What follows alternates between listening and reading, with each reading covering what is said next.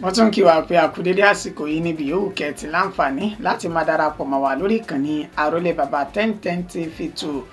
ìkànnì tó gbóúnjẹ fẹ́gbẹ́ tó gbà wò bọ̀ látàrí ìròyìn àjàbalẹ̀ èyí tẹ́lẹ̀dùmarè tó fi jíǹkí wa lórí ìkànnì tá a wà yìí.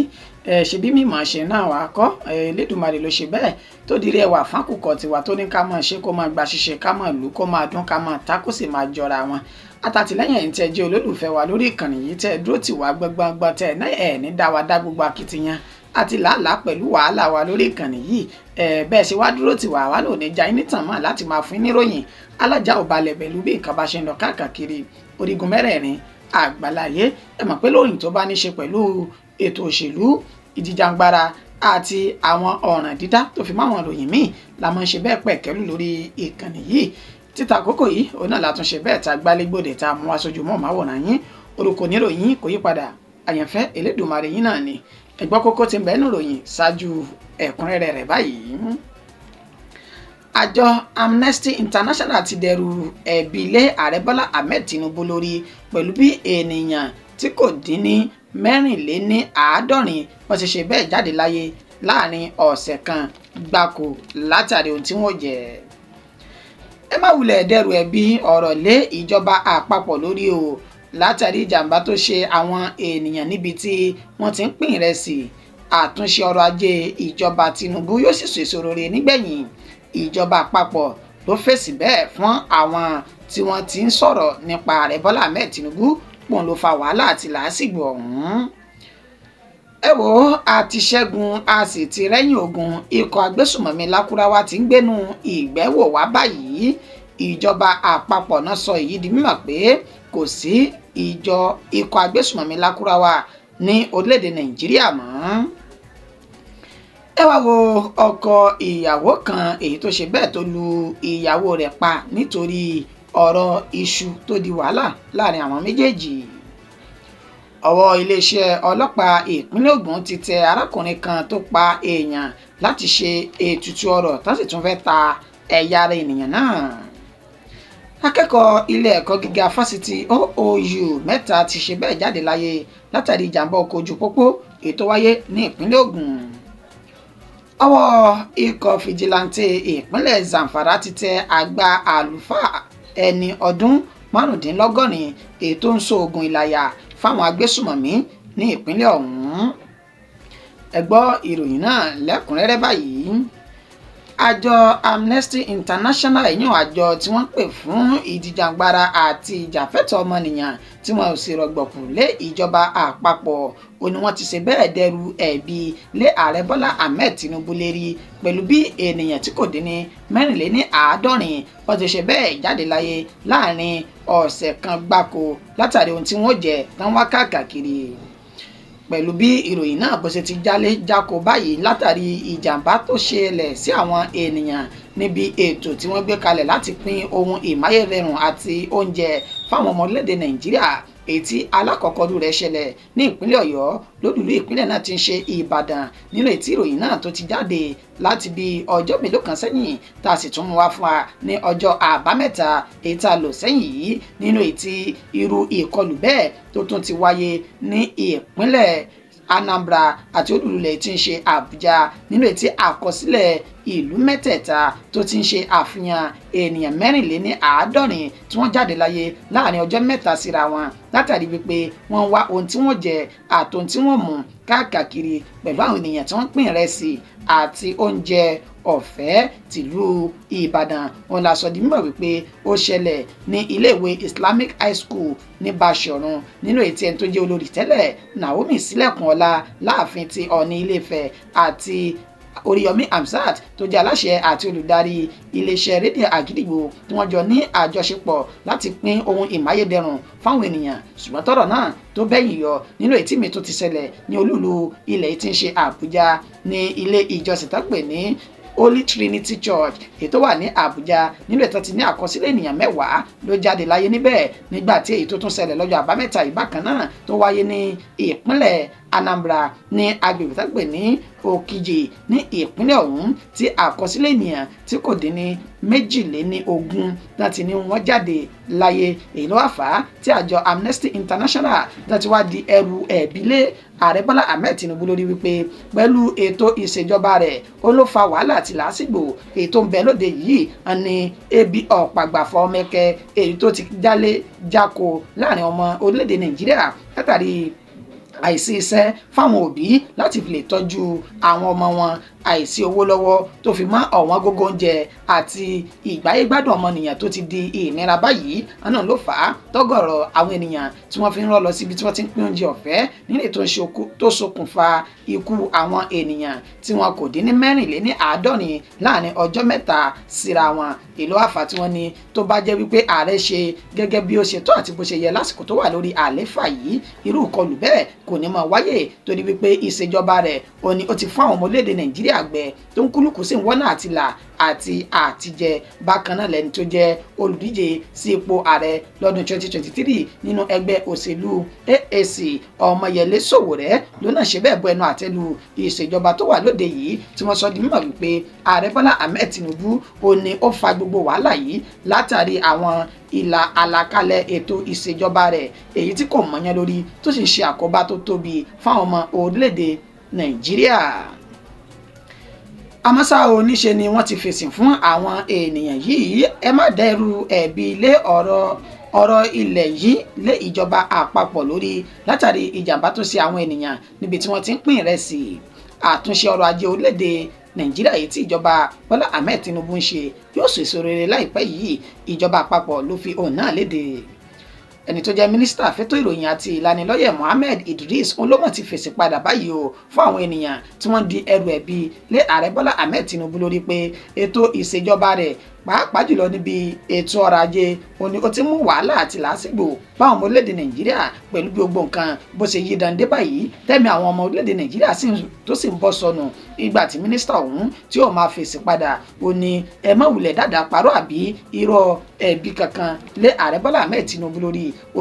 ṣáájú kíjọba yìí tó bẹ̀rẹ̀ irú ìṣẹ̀lẹ̀ burúkú yìí ó ti ṣẹlẹ̀ sẹ́yìn ní orílẹ̀-èdè Nàìjíríà kì í ṣe àkọ́kọ́ rèé tírú rẹ̀ yóò ṣẹlẹ̀ kì í sì sórí ààrẹ Bọ́lá Ahmed Tinubu òun ló ti bẹ̀rẹ̀ níṣe ni ààrẹ ń gbìyànjú láti lè jẹ́ kí ìgbáyégbádùn àwọn ọmọ orílẹ̀-èdè Nàìjíríà kó tún rọ̀ wọ́n lọ́rùn wọ̀kùwọ̀kù pẹ̀lú gbogbo àwọn ètò àti àlàkalẹ̀ fún ètò ọrọ̀ ajé tó wà ní iwájú ààrẹ yìí. pẹ̀lú gbogbo ọ̀rọ̀ tí ń lọ káàkiri lálẹ́jújára pé ààrẹ Bọ́lá Ahmed Tinubu ètò ìṣèjọba rẹ̀ ló ń fa wàhálà àti làásìgbò àhesọ̀rọ̀ àti ìbanilórúkọ jẹ́ lásán ni gbogbo àwọn tí wọ́n ń gbìyànjú láti lè mú nǹkan tán pín nǹkan amáyédẹrùn fáwọn ènìyàn bíi oúnjẹ ó yẹ kí wọ́n fi ọ̀rọ̀ náà tó àwọn agbófinró létí àti àjọ tó ní sí ìṣẹ̀lẹ̀ pàjáwìrì ní orílẹ̀-èdè Nàìjíríà kí gbogbo wọn kí wọ́n wà ní sẹpẹ́ lásìkò tó bá fẹ́ máa ṣerú nǹkan yìí wọ́n lè máa dóòlà ẹ̀mí àwọn ènìyàn bírú ìṣẹ̀lẹ̀ burúkú náà tó bá tiẹ̀ fẹ́ wáyé. bẹ́ẹ̀ náà ló tún ní ìjọba àpapọ̀ ó ti ṣe bẹ́ẹ̀ ó ti ránṣẹ́ ìbánikẹ́dùn sí àwọn mọ̀lẹ́bí àti àwọn gómìnà ìpínlẹ̀ kọ̀ọ̀kan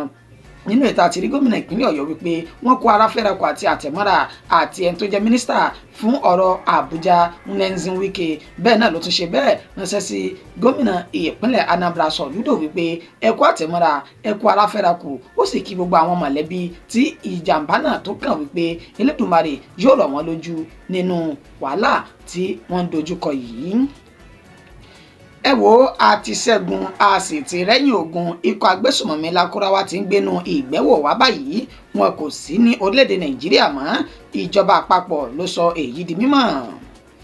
ẹni tó jẹ́ mínísítà fún ọ̀rọ̀ ètò ààbò ilẹ̀ yìí Bello Matawalle ó fi ìròyìn náà léde ní olúùlú ìpínlẹ̀ Zamfara tí ń ṣe Gùsáwù ní ilé rẹ̀ lásìkò tí àwọn oníròyìn tí wọ́n fi ọ̀rọ̀ wá lẹ́nu wò ní ṣe ni mínísítà ọ̀hún Bello ló sọ di mímọ̀ wípé gbogbo awuyewuye èyí tó jáde láti ẹnu ẹni tó jẹ́ ọ̀gá àwọn agbófinró ìpínlẹ̀ Zamfara Mohammed Shehu Dalijan tó sọ di mímọ̀ níbi ọ̀sẹ̀ mélòó kan sẹ́yìn wípé ikọ̀ Lakurawa wọn ló wà nídìí ìbúgbàmù ìbúgbàmù àdó olóró èyí tó wáyé níbi ọ̀sẹ̀ mélòó kan sẹ́yìn ó ní àhesọ̀rọ̀ àti irọ́ funfun báláwu tó jìnnà sóòótọ́ ó ní kọmíṣánná fáwọn agbófinró náà ó ní ó ń sọ ó ní ìwádìí àwọn ó ti fi hàn wípé àwọn ọmọ ogun ilẹ̀ yìí ó ní wọ́n ti lé àwọn ikọ̀ lakurawa lọ sínú igbó tẹ̀fẹ̀tẹ̀fẹ̀ tán sì ti pò ní orílẹ̀-èdè Nàìjíríà. Wọ́n sọ àìsọ di mímọ̀ wípé ikọ̀ lakurawa ó ní wọ́n ti kóra wọn jọ láti ọdún 2016 sí ọdún 2017 ní ìpínlẹ̀ Sokoto nínú èyí tí wọ́n ti ṣe ìkọlù kan láìpẹ́ yìí nínú oṣù kọkànlá tá a lò sẹ́yìn ní ìpínlẹ̀ Kebbi tí wọ́n ti ṣekú pa ọ̀gọ̀rọ̀ àwọn ènìyàn tí wọ́n sì tún kó àwọn màálùú àwọn Fúlàní lọ ní agbègbè tán pè ní Mira ìjọba ìbílẹ̀ Augie ní ìpínlẹ̀ ọ̀hún. Nígbà tí mínísítà náà yóò máa fi ìdí ọ̀rọ̀ náà múlẹ̀ ó ní àwọn ọmọ ogun ilẹ̀ yìí ti gbójú ìjà tí wọ́n sì ti lé ikọ̀ lakurawa èyí tí wọ́n wá láti Mali àti Niger tí wọ́n ti lé wọn lọ tèfè báyìí tí wọn kò sì sí ní orílẹ̀-èdè Nàìjíríà mọ́. Nígbà tí ó tún tẹ̀síwájú ó lu ààrẹ Bọ́lá Ahmed Tinubu lọ́gọ̀ ẹnu lórí iṣẹ́ takuntakun àti akitiyan rẹ̀ láti lè jẹ́ kí ètò ààbò tó péye kó wà ní orílẹ̀-èdè Nàìjíríà àti bí wọ́n ṣe lé àwọn agbésùmọ̀mí lọ jìnnàjìnnà. Nínú àfikún ọ̀rọ̀ rẹ̀ ó ní gbogbo àwọn ènìyàn tí wọ́n ń sọ ṣètò ètè tí wọ́n yọ sí ààrẹ Bọ́lá Ahmed Tinubu ní ikọ̀ ti Àrẹwà tí ń ṣe àwọn ilẹ̀ Haúsá ọ̀hún ó ní níṣe ni wọ́n ń sọ tó wù wọ́n àti pé wọ́n jáde láti inú ẹgbẹ́ òṣèlú míì láti ṣe àtakò ààrẹ Bọ́lá Ahmed Tinubu ni ó ní gbogbo àṣeyọrí tí ààrẹ ti ṣe fún àwọn ilẹ̀ Haúsá náà kì í mọ̀ ṣe kékeré ó ní lára rẹ̀ ó náà ní ojú òpópónà èyí tí ààrẹ ń ṣe lọ́wọ́ láti Zaria sí Sokoto ó ní bákan náà ní ti ojú òpópónà Ìlélà sí Bàdágìrì ó ní mélòó la fẹ́ kà nínú gbogbo àwọn ohun mèremère tí ààrẹ Bọ́lá Ahmed Tinubu ń ṣe ní ilẹ̀ Haúsá ọ̀hún nípa ètò fún àtúnṣe owó orí tó wá di yánpọnyánni ní gbogbo ilẹ̀ Haúsá ó ní àwọn ọlọ́tẹ̀ sí ìjọba ààrẹ Bọ́lá Ahmed Tinubu ó náà ń rúgbó ọ̀rọ̀ náà jáde ní gbogbo ilẹ̀ náà. Ẹ wá wo ọkọ ìyàwó kan èyí tó ṣe bẹ́ẹ̀ lu ìyàwó rẹ̀ pa nítorí iṣu tó di wàhálà láàrin àwọn méjèèjì ní ìpínlẹ̀ Ebonyi. Arákùnrin tí wọ́n pe orúkọ rẹ̀ ní Joshua Nwafor ó ní ọwọ́ tí bàbá yìí tó sì ti ń ṣẹ́jú pẹ́wúpẹ́wú ní akóló àwọn agbófinró. Ǹjẹ́ kí ni n tó ṣẹlẹ̀? Níṣe ni ó ṣe bẹ́ẹ̀ tó lu ìyàwó rẹ̀ èyí tí wọ́n ti jọ ní ìgbéyàwó láàrin ara wọn láti bí ọdún 17 sẹ́yìn 17 years ago tó ní Charity ó ní ọlùpàá ní agbègbè tó pè ní Nzokara ìjọba ìbílẹ̀ gúúsù Ẹ̀zá ní ìpínlẹ̀ Ebonyi nígbà tí àwọn olùgbé agbègbè náà tí ọ̀rọ̀ náà ṣe ojú wọn tí wọn yóò máa ṣe àlàyé ohun tó ṣẹlẹ̀ gan-an táwọn méjèèjì fi di ohun tí wọ́n gba ẹ̀mí ní ara wọn. Wọ́n sọ di mímọ̀ wípé ẹni tí orúkọ rẹ̀ ń jẹ́ Joshua yìí Nwafor ó ní ó gbé iṣu ọyọ odidi kan jáde tó sì ní òun fẹ́ ṣe iṣu náà jẹ ṣùgbọ́n tí ìyàwó rẹ̀ Charity tó sọ di mímọ̀ wípé baálé mi iṣu ṣíṣe bíbọ̀ kò wú èmi jẹ o níṣe ló wù mí kí n yan iṣu náà ní orí ayanran èyí ló sì fa wàhálà nígbà tí Charity yan iṣu ọ̀hún tán níṣe náà ní ọkọ rẹ̀ Joshua Nwafor ó ti mọ́nú yàrá tó sì bẹ̀rẹ̀ sí ní rọ̀jò ẹ̀sẹ̀ lù lórí títí ẹ̀mí fi ṣe bẹ́ẹ̀ tó fi bọ́ ní ẹnu rẹ̀. Wàyí o alukoro iléeṣẹ́ ọlọ́pàá ìpínlẹ̀ Ebonyi Joshua Nkandu ó ní nínú àwọn tí fi wọ́n pẹ́ òfin mọ́ arákùnrin náà o tó sì ti wà ní akóló àwọn báyìí nínú ìtàwọn yóò sì kọjú rẹ̀ sí ilé ẹjọ́ láìpẹ́ yìí. Ọwọ́ iléeṣẹ́ ọlọ́pàá ìpínlẹ̀ Ògùn ti tẹ arákùnrin kan tó pa èèyàn láti ṣe ètùtù ọrọ̀ àti láti tẹ ẹ̀yà ara rẹ̀ láti fi gba owó ní agbègbè tí wọ́n pè ní Àtinṣọlá petrol station Sanni ní Abẹ́òkúta ní Láfẹnwá. Ibẹ̀ ni ìṣẹ̀lẹ̀ náà ó ti ṣẹlẹ̀ pẹ̀lú bí alukoro iléeṣẹ́ ọlọ́pàá ìpínlẹ̀ Ògùn Ọmọlọ́lá Odùtọ́lá bó ti sọ di mímọ̀ wípé àwọn tán jẹ́ Àgbẹ̀kọ̀yà àti ikọ̀ fìjìláńtì ìpínlẹ̀ ọ̀hún ó ní wọ́n ta àwọn agbófinró lólobó wípé arákùnrin kan Táíwò Yémítán ẹni ọdún 45 ó ní ó ti ọmọbìnrin kan mọ́lé ẹ̀tàn porúkọ tiẹ̀ ní Dárasími tó sì ti ṣekú pa ọmọbìnrin náà nílé tó ti pín ẹ̀yà ara rẹ̀ ní eríkìíríkìí láti tà á àti láti lò fún ètùtù ọrọ̀ tiwọn. Nígbà tí wọ́n ṣe ní àlàyé wọ́n ní nǹkan bíi aago 2 òru 20 ìṣẹ́jú kọlù ní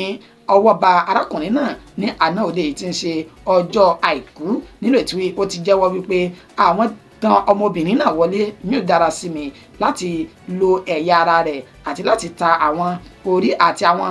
ẹ̀yà ara míì fáwọn tán tún nílò rẹ̀ láti fi lè jẹ́ kí àwọn rí owó pa. Nígbà tí ó ń ṣe àlàyé, ó ní òun nìkan kọ́ ni òun wà nínú ọ̀rọ̀ yìí. Ó ní ẹni tí pe orúkọ rẹ̀ ní Kẹ́hìndé Yémítán tó jẹ́ ìkejì rẹ̀, òun náà bẹ lára wọn, àti arákùnrin kan tó pè ní Kazeem. Ṣùgbọ́n táwọn méjèèjì yìí tán ti na pápá bora. Tọmọlọ́lá Odùtọ́lá sì ní ìwádìí ń tẹ̀síwájú láti fi páńpẹ́ òfin mú àwọn méjèèjì tí wọ́n ti júbà ehoro yìí. Nígbà tí ó tún tẹ̀síwájú nínú àlàyé, ó ní òkú arábìnrin náà Darasimi tí wọ́n ti pín ní èkìrí ó ní wọ́n ti gbé lọ sí ilé ìgbókùpamọ́sí ní ìpínlẹ̀ Ògùn tó sì ti fi páńpẹ́ òfin mú Táíwò Yémítán nínú ètò tí ń ràn wọ́n lọ́wọ́ nínú ìṣẹ̀lẹ̀ náà tí ó ń tàn mọ́lẹ̀ sí bọ́rọ̀ náà ṣe jẹ́ gan-an. Akẹ́kọ̀ọ́ ilé ẹ̀kọ́ gíga fásitì OOU mẹ́ta ti ṣe bẹ́ẹ̀ jáde láyé látàrí ìjàmbá ọkọ̀ ojú pópó ètò wáyé ní ìpínlẹ̀ Ògùn. Àwọn akẹ́kọ̀ọ́ mẹ́ta tó jẹ́ ọmọ ilé ẹ̀kọ́ gíga Ọlábísí Ọ̀nàbànjọ yunifásitì ní Àgọ́ Ìwòye Iléṣàn ní Àgọ́ Ìwòye ní ìpínlẹ̀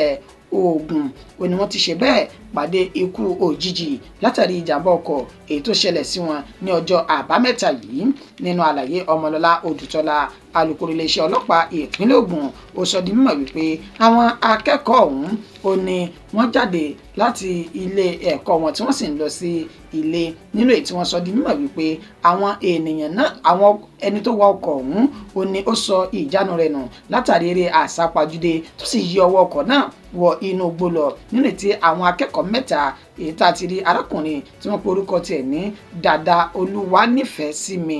ọmọ ọdún 18 tó jẹ́ ọmọ akẹ́kọ̀ọ́ ẹ̀ka mass communication ní ilé ẹ̀kọ́ gíga náà, àti Miracle Ògo Olúwa Daniel ẹni ọdún 19 tó fi mọ́ arákùnrin tí wọ́n ní kò sí ìdánimọ̀ rẹ̀ lásìkò tí a fi ń kó ìròyìn jọ. nínú ètò nǹkan wọn fi ṣe bẹ́ẹ̀ tó fi jẹ́ mẹ́ta, wọ́n sáré gbé wọn lọ sí ilé ìwòsàn Love and Care Hospital. Ṣùgbọ́n tó sọ di mímọ̀ wípé ẹ̀pà kò padà bóró mọ́. Àwọn ọmọ mẹ́tẹ̀ẹ̀ta náà ṣe bẹ́ẹ̀ tán jáde láyé látàrí pé ẹni tó wa ọkọ̀ ọ̀hún ló ṣe bẹ́ẹ̀ sá eré àsápajúdé tó sì sọ ìjánu rẹ̀ nù tó fi lọ rẹ̀ yíwọ́ sí inú igbó ní ìpínlẹ̀ náà. Wọ́n ti ránṣẹ́ ìbánikẹ́dùn sáwọn mọ̀lẹ́bí àwọn ọmọ kéékèèké, àwọn ọmọ akẹ́kọ̀ọ́ ọ̀hún tó fi mọ́ ẹni tó sì jẹ́ gíwá ilé ẹ̀kọ́ fásitì ọ̀hún Ayọ̀dèjì Agboola. Ó náà ti ṣe bẹ́ẹ̀ ránṣẹ́ ìbánikẹ́dùn sí àwọn akẹ́kọ̀ọ́ akẹgbẹ́ wọn tó kù àtàwọn mọ̀lẹ́bí wọn pé ọjọ́ yóò tún jìnnà síra láṣẹ lọ́wọ́ Elédùmarè. A kò sì ní rí aburú mọ́ pẹ̀lú bí ọdún yìí bó ṣe ti ń ṣe bẹ́ẹ̀ tó ń parí lọ. Ọwọ́ ikọ̀ fìjìláńtì ìpínlẹ̀ Zamfara ti tẹ àgbà àlùfáà ẹni ọdún 85 èyí tó ń ṣoògùn láyà fáwọn agbésùmọ̀mí ní ìpínlẹ̀ ọ̀hún kó tó di pé wọ́n lọ rí ń sọ ọ̀sẹ́ iṣẹ́ ọwọ́ wọn náà. Gẹ́gẹ́ bí ẹni tí ó jẹ́ ẹni tó ń tako ìwà ìgbésùmọ̀mí ní Lake Chad àti orílẹ̀-èdè Nàìjíríà, Zagazola Makama, ètò fi ìròyìn náà léde nínú fọ́nrán kan tó fi síta. Ó sọ di mímọ̀ wípé àwọn ikọ̀ fìjìláńtì ìpínlẹ̀ Zamfara ó ní wọ́n fi páńpẹ́ òfin mú bàbá ẹni ọdún 85 léyìí tí ó jẹ́wọ́ wípé ó ní àgbà àfáà tóun máa ń ṣe àdúrà fún àwọn agbésùmọ̀mí tóun sì máa ń fún wọn ní oògùn ìlàyà láti lè jẹ́ kí wọ́n lọ ṣiṣẹ́ burúkú ọwọ́ wọn tí wọ́n sì lọ rí tí wọ́n tún fi bọ̀ rí. ó ní tó bá ti di pé wọ́n fẹ́ lọ rí sọ̀sẹ́ báyìí níṣe ni wọ́n máa ń dá ìbọn wọn tán máa ń dájọ́ fún òun àti gbogbo ohun ìjà olóró tán bá fẹ́ lò tí wọ́n dájọ́ fún òun tóun ó sì bá wọn ṣe àdúrà sí àwọn nǹkan ìjà olóró yìí nílẹ̀ tí wọ́n ti lọ rí tí wọ́n sì ti bọ̀ rí báyìí. Wàyí o, ikọ̀ fìjìláńtì ní ọwọ́ ti bà bàbá òun o tó sì ti wà ní akóló wọn. onílẹ̀ ń wò lójúmọ́ màwòrán yìí tí wọ́n fi ọ̀rọ̀ wá lẹ́nu wò. A kò ní àǹfààní láti fi fọ́nrán náà síta kẹgbọ́ nítorí pé èdè tán sọ nínú rẹ̀ òun náà ní èdè Haúsá tá a ti tú sí Yorùbá ní èdè abínibí ilẹ̀ káàárọ̀ òjìrè tí ń ṣe tiwa ní àyín. ìròyìn wa kò jù báyìí lọ fún ti àsìkò yìí. ẹni tó ṣe bẹ́ẹ̀ tó ṣe àkójọpọ̀ rẹ̀ tó tún kà sí etí ìgbọ́yìn náà ni àyànfẹ́ elédùnmarè. ǹjẹ́ títí di ìgbà tá a tún padà máa wá fún yín ní ìròyìn míì, ẹ má gbàgbé tí ẹ báyìí ti subscribe sórí ìkànnì yìí, ẹ tètè bá wa ṣe. tẹ bá sì ti ṣe, ẹ dákun ẹ dábọ̀ ẹ tẹ notification yín, ẹ sì máa bá a gbìyànjú láti máa fún àwọn fọ́nrán yìí káàkiri káwọn ìròyìn wa náà kó tún lè máa dé ti gbọ́ àwọn ènìyàn tó kù. a kí yín pé ẹ kú àdúrótì, ẹ kú ìfẹ́ gbogbo gbà. Elédùmarè yóò máa wà pẹ̀lú ẹnìkọ̀ọ̀kan wa títí dìgbà tá a tún máa padà pàdé. orúkọ mi ò ní yí padà, àyànfẹ́ Elédùmarè ni. lẹ́ni ọjọ́ ajé àfiléwá ṣe bùgbé, a sì sọdún ayọ̀ láṣẹ lọ́wọ́ Elédùmarè. ó dàbọ̀ fún tàsìkò yìí.